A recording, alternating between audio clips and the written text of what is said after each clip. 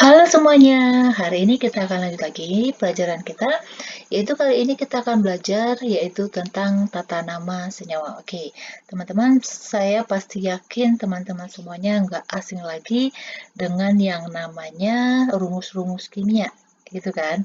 Tentu teman-teman pasti tahu gimana sih buat namanya, kayak gitu ya. Jadi, kita akan belajar bagaimana cara membuat nama suatu senyawa. Oke, jadi sebelumnya teman-teman harus ini kita bedain ya. Jadi nanti tata namanya tuh kita bedakan yaitu yang anorganik, oke, yang anorganik dan senyawa organik. Oke, kalau senyawa anorganik nanti kita akan bedain yaitu senyawanya itu meliputi nih, yaitu ada senyawa molekul. Oke, senyawa molekul di sini ini nanti yang akan kita bahas yaitu ini yang kovalen ya. Oke, kovalen atau dia yang kovalennya itu dia dalam bentuk binar. Ingat binar itu adalah dua, berarti terdiri dari dua unsur. Terus selanjutnya yaitu senyawa ion. Oke, senyawa ion. Oke, jadi senyawa ion ini nanti yang terdiri dari kation plus anion. Yang sebelumnya teman-teman pasti sudah tahu kalau udah belajar ikatan kimia ya. Oke, terus ada lagi yaitu senyawa asam dan juga senyawa basah. Oke, jadi ini yang dimaksud senyawa anorganik. Sedangkan kalau senyawa organik ini, itu adalah biasanya senyawa yang terdapatnya itu berasal dari alam atau suatu senyawa yang memiliki sifat-sifat tertentu. Jadi dia memiliki senyawa karbon, kayak gitu. Nah, lebih jelasnya nanti teman-teman ini akan belajar, dia ada pembagiannya yaitu berdasarkan gugus fungsinya, ada nanti misalnya ya, ini cuma sedikit aja ya, ulasan dikit aja. Yaitu ada nanti ini senyawa karbon ya namanya ya. Oke, kita buat di sini. Jadi senyawa organik itu biasanya disebut juga dengan senyawa karbon. Oke.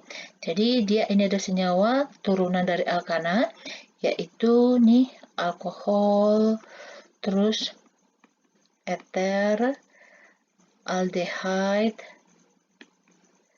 keton, terus ada lagi namanya asam karboksilat. Terus ada lagi namanya yaitu ester. Gini ya, ini cuma sebagian dari senyawa organik. Jadi senyawa organik itu banyak, yaitu senyawa karbon yang memiliki sifat-sifat tertentu. Oke, jadi buat sementara ini nanti senyawa organiknya yang paling umum aja nanti yang kita pelajarin. Oke, kita akan bahas yaitu senyawa anorganik dulu ya. Gimana caranya bedain senyawa kovalen tata namanya dengan senyawa ion. Oke, kita masuk dulu yang pertama yaitu tentang senyawa kovalen atau dia yang binar. Oke, yang pertama nih, senyawa kovalen. Oke, teman-teman semuanya udah pasti tahu dong, masih ingat kan? Kalau senyawa kovalen itu berarti senyawa yang terdiri atau yang terbentuk dengan sesama unsur non-logam. Ya kan, sesama unsur non-logam. Jadi kalau misalnya untuk tata nama senyawa binar atau senyawa kovalen ini ada beberapa, misalnya gini ya, ada aturannya. Jadi kalau misalnya dia terdiri dari dua unsur, oke, jadi sebutin nama depannya dulu, baru nama keduanya itu dikasih akhiran ida, gitu ya. Contoh nih, HCl. HCl ini, ia kan senyawa unsur non-logam ya. H itu kan golongan satu, tetapi dia masih termasuk ke dalam unsur non-logam. Cl itu juga dia menangkap elektron, berarti dia juga unsur non-logam, makanya ini adalah senyawa kovalen. Dan tata namanya untuk senyawa kovalen, ini binar ya. Ini yang binar. Binar itu berarti dia terdiri dari dua unsur, ya ini unsurnya H sama Cl. Oke, jadi ini kan namanya sebutin aja. Ini H kan hidrogen. Berarti ini namanya adalah hidrogen klorida. kayak gitu. Terus kalau misalnya ada juga nih, kalau misalnya H2S, oke, ini namanya yaitu disebut juga ya, ini namanya adalah hidrogen sulfida, kayak gitu ya. Oke, terus bagaimana kalau senyawanya itu atau pasangan unsurnya itu dia membentuk lebih dari sejenis, kayak gitu. Jadi ini untuk ini biner ya. Oke, sekarang kita masuk untuk yang keduanya, yaitu kalau dia itu lebih dari gitu. Jadi unsur penyusunnya itu lebih dari satu atau dia banyak. Oke, jadi kalau misalnya dia lebih dari satu, maka indeksnya itu misal ini kita misalkan ada unsurnya A, X, B, Y. Jadi kan teman-teman masih ingat ya, yang X sama Y ini disebut dengan indeks.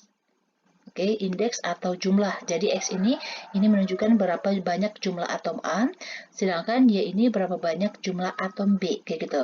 Jadi untuk tata nama senyawa kovalen yang memiliki lebih dari satu unsur penyusunnya, yaitu indeksnya ini disebutkan, dengan bahasa Yunani. Oke, jadi kalau misalnya satu apa? Jadi teman-teman harus tahu nih, satu itu apa, dua apa, kayak gitu ya. Oke, sebut nih.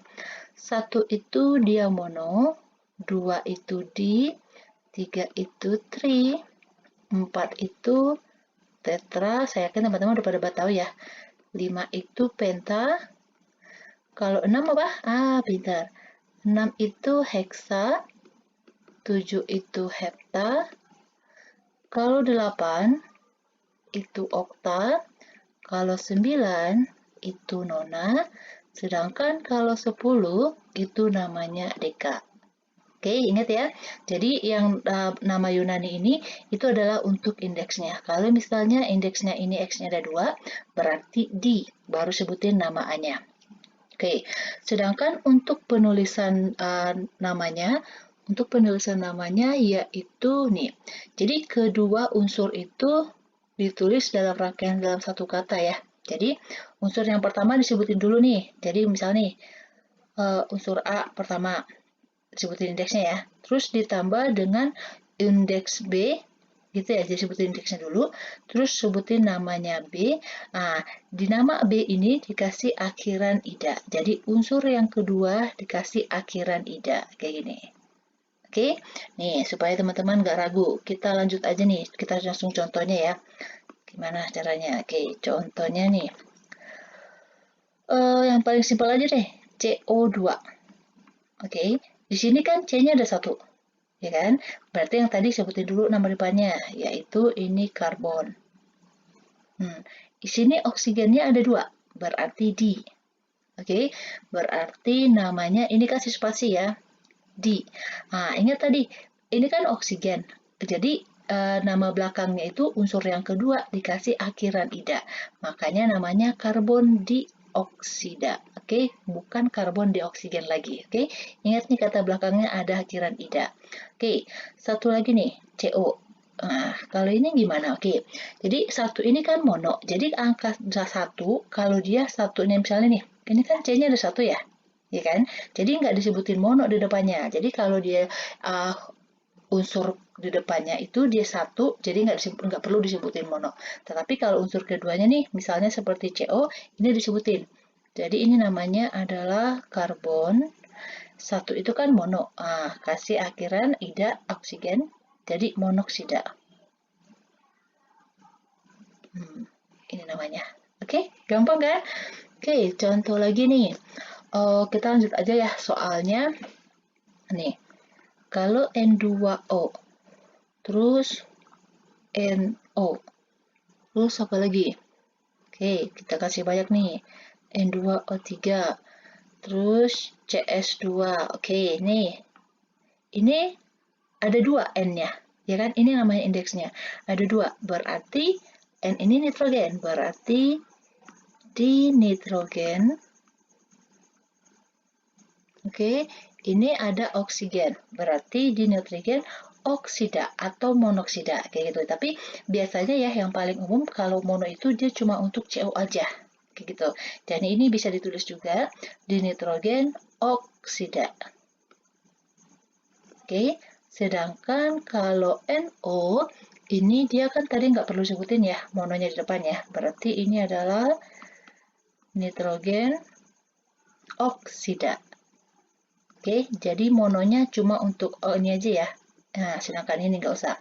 Sedangkan di sini, oke, N-nya ada 2 unsur penyusunnya. Berarti awalan 2 itu adalah di.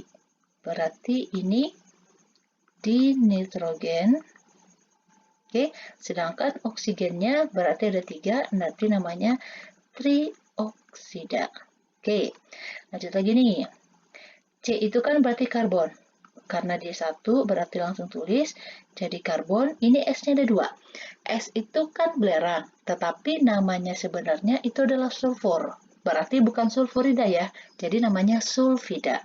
Jadi ada 2 ya, jadi karbon disulfida. Oke, bisa ya. Jadi, teman-teman yang perlu teman-teman perhatikan, jadi gini, kalau tata nama itu kan dia nggak dikasih tahu ya, oh ini senyawa kovalen, berarti namanya ini. Di soal kan nggak bakal dikasih tahu. Senyawa ini merupakan senyawa yang terbentuk dari ikatan kovalen, nggak disebutin kayak gitu kan. Kalau disebutin kayak gitu, teman-teman pasti udah tahu, oh berarti tata caranya kayak gini. Tetapi biasanya kalau di soal, dia cuma dikasih tahu nih, ini unsurnya, caranya gimana? Oke, makanya tadi di awal ini saya sebutin bahwa kalau untuk tata nama kovalen berarti teman-teman harus perhatikan unsur penyusunnya apa. Jadi kalau unsur kovalen, senyawa kovalen itu berarti senyawa unsur penyusunnya itu adalah sesama unsur non-logam. Kita cek aja nih. C itu kan golongan 4, berarti non-logam. Oksigen juga non-logam. Makanya tata namanya senyawa sesuai dengan kovalen. N itu adalah golongan 5. Golongan 5 ini golongan 6, berarti sama non-logam. Makanya tata namanya adalah dengan kovalen. C itu golongan 4. S juga golongan 6, berarti sesama kovalen, maksudnya sesama unsur non-logam. Jadi intinya teman-teman harus bisa membedakan unsur itu apakah dia logam atau non-logam. Kalau teman-teman udah mahir atau udah bisa mengikuti konsepnya itu, atau udah mulai hafal golongan kayak gitu ya, misalnya dia perlu di golongan berapa dan menentukan dia unsur logam atau enggak, saya yakin teman-teman pasti bisa nih buat tata namanya. Oke, ini contohnya ya. Sekarang kita buat soalnya. Bagaimana buat namanya kalau nih, oke kita mulai depan aja ya, angka 1 nih. Oke, yang pertama, ini kita kasih space dulu. Oke, nih, yang pertama yaitu SiCl4, terus PCl5, terus apalagi nih, oh kok nomor 6, 3 ya. 3 yaitu kita misalkan adalah nih Cl2O5. Oke, terus ada lagi yaitu misalnya SCl6. Oke, 5 aja ya. Satu lagi yaitu misalnya CBr4. Oke, kira-kira namanya gimana? Apakah ini semuanya katanya kovalen? Oh, cek aja. Si kan golongan 4, berarti dia non-logam. Cl golongan 7, berarti sama non-logam. P golongan 5, Cl golongan 7, non-logam juga. Ini juga Cl sama O non-logam juga. Oke, semuanya adalah non-logam. Berarti tata namanya sesuai dengan tata nama kovalen, yaitu sebutin unsur pertama dulu, baru unsur keduanya ditambah akhiran ida. Dan jangan lupa indeksnya disebutin terlebih dahulu sebelum unsurnya dengan menggunakan ini. Oke, yang nani ini dia. Jadi teman-teman harus hafalin yang 1 sampai 10. Oke. Di sini Si itu apa? Pintar. Si itu adalah silikon. Di sini 4 itu berarti tetra. Oke, berarti silikon tetra, ini Cl berarti kasih akhiran ida, berarti tetra klorida. Oke, sedangkan kalau ini fosfor. Oke, fosfor itu nanti kalau misalnya ditulis fosforus juga nggak apa-apa ya. Oke, jadi ini fosforus, gitu ya, fosforus. Terus ini kan ada 5 nih Cl-nya, berarti 5 itu adalah penta. Berarti penta, ini Cl berarti pentaklorida. kayak gitu. Sedangkan ini Cl-nya ada 2. Oke, berarti ini kan Cl itu kloro ya.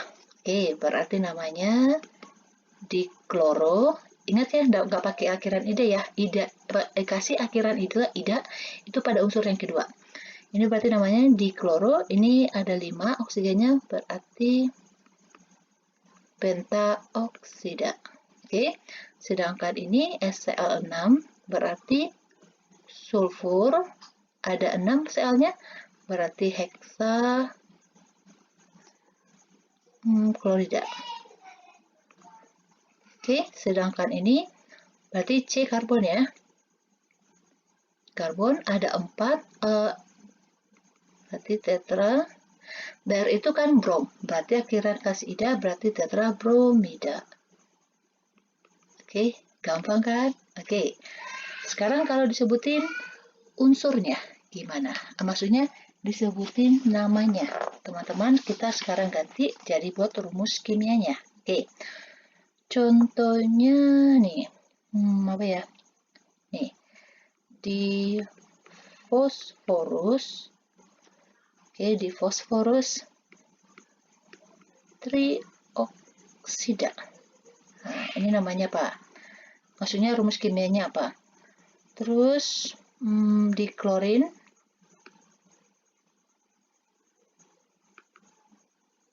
oke, ini di klorin ya. Sorry, bukan di kloro ya. Di klorin. Oke, di klorin heptaoksida. Oke, terus satu lagi sulfur trioksida. Oke, ingat kalau dia dari nama kita buat rumus kimianya gampang aja. Lihat aja nih, ini di berarti 2 ya. Fosforus itu unsurnya adalah P, berarti P-nya ada 2. Ingat ya indeks. Ini tri itu berarti 3. Oksida berarti dari oksigen, berarti O-nya ada 3. Kayak gitu. Ini di klorin. Klorin berarti dari Cl, berarti ada 2. Berarti Cl2. Heptaoksida. Hepta itu 7, berarti oksigennya ada 7. Kayak gini. Terus kalau ini sulfur itu kan S, trioksida, berarti tri itu 3, berarti SO3. Kayak gitu ya. Oke, terus ada lagi nih, ini nama yang umumnya ya. Kita buat di mana ya? Oke, di sini aja deh.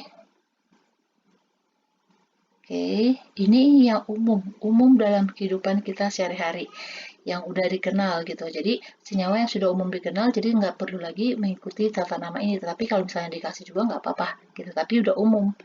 Jadi misalnya nih, H2O, terus CH4, terus NH3, kayak gitu. Oke, ini udah umum, berarti kan kalau H2O semua orang tahu ini adalah rumus kimianya air. CH4 ini juga orang udah tahu bahwa ini namanya adalah gas metana. Oke, jadi dia nggak mengikuti aturan yang ini, walaupun dia katanya ikatan kovalen. Oke, ini metana. Sedangkan kalau NH3 ini adalah amonia. Oke, jadi kalau misalnya mengikuti aturan ini dia malah makin asing, jadi orang nggak familiar dengan nama itu. Misalnya kalau H2O kan berarti kalau kita sesuaikan dengan sesuai tata namanya berarti kan jadi gini dong, dihidrogen oksida, ya kan?